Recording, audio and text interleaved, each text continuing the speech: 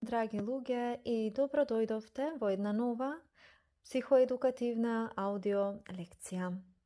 Денеска ќе зборуваме за една многу важна тема, една тема која што некако во последен период, последните месеци, се почесто ја среќаваме, посебно на социјалните мрежи, која што може би е разбрана, која што може би само се мисли дека е разбрана, а не е доразбрана и така натаму.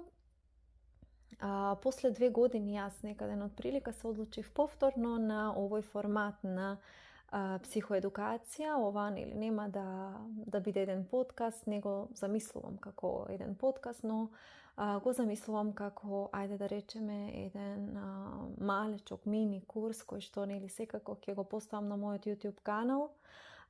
Една психоедукација каде што секој еден ќе може да се наврати колку и пати тоа да му е потребно. Денеска ќе започнеме со една тема, како што кажав, многу важна, тоа се оние лични граници.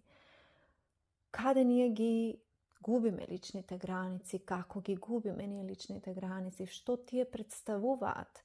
Дали личните граници значат поставување на ѕид пред другите луѓе, или пак може би тие се мост за градење на подобри односи, на повеќе разбирање и така натаму. Кога луѓето некако почнуваат да работат на таа тема, поставување граници, многу често имаат едно очекување кое што јас морам да кажам е многу нереално, тоа е навистина ирационално, а тоа е да научат веднаш како да кажат не. Но тоа јас го разбирам потполно, затоа што после многу долг период на молчење, многу долг период на кажување да, можам, а всушност тело вриска и вели не можеш, уморна си и така натаму. Од сите овие причини знам, разбирам дека човек веќе е уморен и дека решението го бара во тоа. Ајде како јас да кажам веднаш не. Верувајќи може би до некаден длабоко дека нивниот проблем на тој начин ќе исчезне. Но во пракса, на жалост, тоа ретко се случува. Значи, ретко успеваме да на една сеанса, например, кажеме, окей, треба да кажеш не, окей, треба да си силна, окей, треба да кажеш не, а потоа да се создаде конфликт и таму каде што тоа не е потребно и така натаму. Многу луѓе, како и да е совршено знаат внатре во себе дека треба да кажат не, дури, например, додека разговараат со некого, свесни се дека барањето од таа страна не им одговара, дека немаат време, например, или немаат енергија, или немаат едноставно желба, а сепак повторно се согласуваат. Сега, сигурно во овој момент се прашувате, а зошто е тоа така? Затоа што поставувањето граници всушност не започнува со зборовите што ние ги изговараме.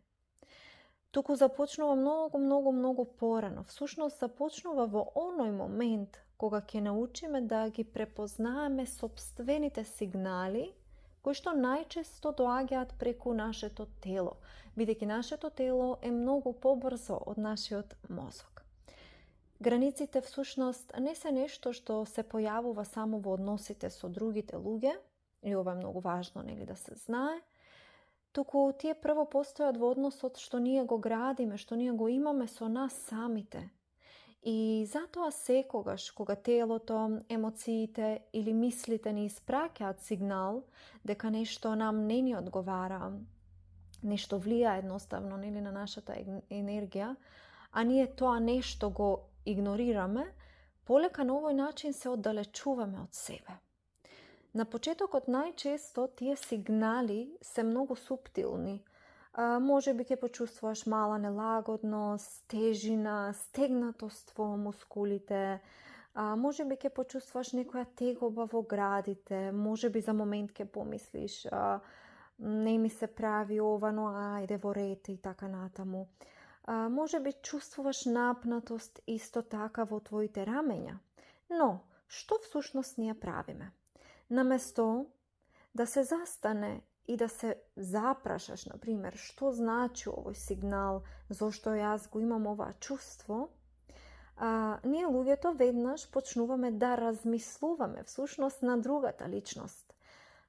Што ако се налути, што ако мисли дека сум себична, себичен, што ако ја разочарам, и во тој момент всушност вниманието веќе не е насочено кон нас, не е насочено кон нашите емоции и чувства, туку е насочено кон другото лице, насочено кон тугите реакции.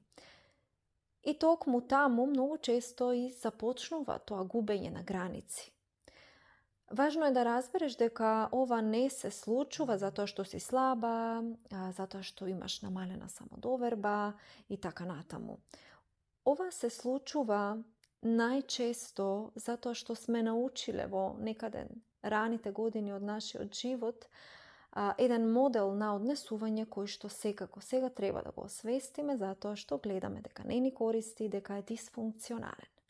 Некои луѓе пораснале во средина во која, например, нивните потреби не биле препознаени, дури оние нели физиолошки потреби не биле можеби задоволени, камоли пак нели некоја повисока потреба.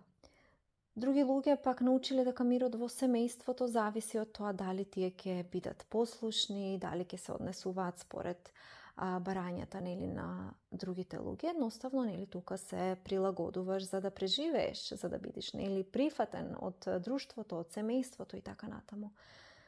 Други пак можеби, не знам, добивале љубов, внимание само кога биле тивки, кога биле послушни, кога имале добри оценки. Со текот на времето, што се случува всушност? Нашиот мозок почнува да го поврзува прилагодувањето со сигурноста. Што значи тоа? Тоа значи дека всушност само кога јас се прилагодувам на барањата на другиот човек, јас тогаш сум сигурна, јас тогаш сум сигурен. Иако веќе денеска нели не си дете, туку си возрасна личност. Но нашиот нервен систем се уште може да реагира како нели да ние сме деца. Затоа понекогаш можеби ќе почувствуваш и вина кога ќе кажеш не, дури кога знаеш дека имаш целосно право на тоа. Важно е исто така да разбереш уште нешто. Границите не ги губиме само во големи, важни ситуации во нашиот живот, туку многу почесто границите се губат во секојдневието, во оние мали моменти во еден ден, во оние рутини во кои што нели се живе, дури не ни забележуваме многу често каде ги губиме границите, а потоа нели на крајот на денот немаме енергија, едноставно нешто нели што сакаме е креветот, спиењето и тоа е тоа. Например, кога ќе кажеме нема проблем, иако нели ние сме уморни, кога ќе останеме подолго време, например, нели надвор излезени, знаеме дека утредента треба рано да се стане. Кога ќе прифатиме уште една обврска затоа што ни било непријатно или ни било срам да одбиеме, кога ќе премолчиме нешто што не повредило или ќе промолчиме некоја наша потреба, во сите овие моменти ние ги губиме нашите граници. Но кога овие нели истите работи се повторуваат и се повторуваат постојано и постојано и постојано, ние почнуваме да чувствуваме замор, незадоволство. Се јавува и некое чувство како да постојано даваме, а ништо, нели не добиваме за возврат. Се јавува една психолошка, емотивна исцрпеност. Многу луѓе во тој момент мислат дека проблемот е во другите. Ние веднаш нели почнуваме да ги критикуваме другите, па тука се јавува нели пасивна агресија или она нели познато народско уговарање, дека другите бараат премногу и така натаму. Не дека и не е вистина, нели понекогаш и тоа е точно, понекогаш другите навистина имаат огромни очекувања од нас, тргнувајќи тие самите од нивни трауми и нивни образци на научени на однесување. Но многу често проблемот е што ние не сме ги препознале оние моменти кога ние сме се откажале всушност од сопствените потреби. Затоа денеска не сакам јас да додека ти го слушаш ова видео се обидеш нешто веднаш да промениш. Не треба веднаш да почнеш да кажуваш не треба да бараш совршени реченици, туку можеш да направиш нешто што е многу поважно. А тоа е да почнеш да забележуваш. Затоа што свесноста секогаш доаѓа пред промената. Односно, не можам јас да го променам она што не знам дека постои во мене. Ајде најпрвен да видам кои се тие сигнали, во кои ситуации се јавуваат, а потоа нели одиме и да ги менуваме. Кога еднаш, значи ќе препознаеш дека оние моменти во кои што се оддалечуваш од себе, чувствуваш одредена тегоба или пак во оние нели моменти во кои се оддалечуваш од себе, препознаваш одредено однесување, одредени реченици и така натаму, во оние освестувачки моменти оттаму започнува и таа нели промена. Но се додека тие моменти избегнуваш од било која причина да ги погледнеш, се додека оние моменти каде што нели ги гледаш јасно сигналите, а сепак одлучуваш да ги игнорираш, се до тие моменти ќе продолжиш автоматски да ги повторуваш истите модели на однесување. И токму затоа првиот чекор во поставувањето на граници не е да научиш да кажеш не, но првиот чекор е повторно да научиш да се слушнеш себе си.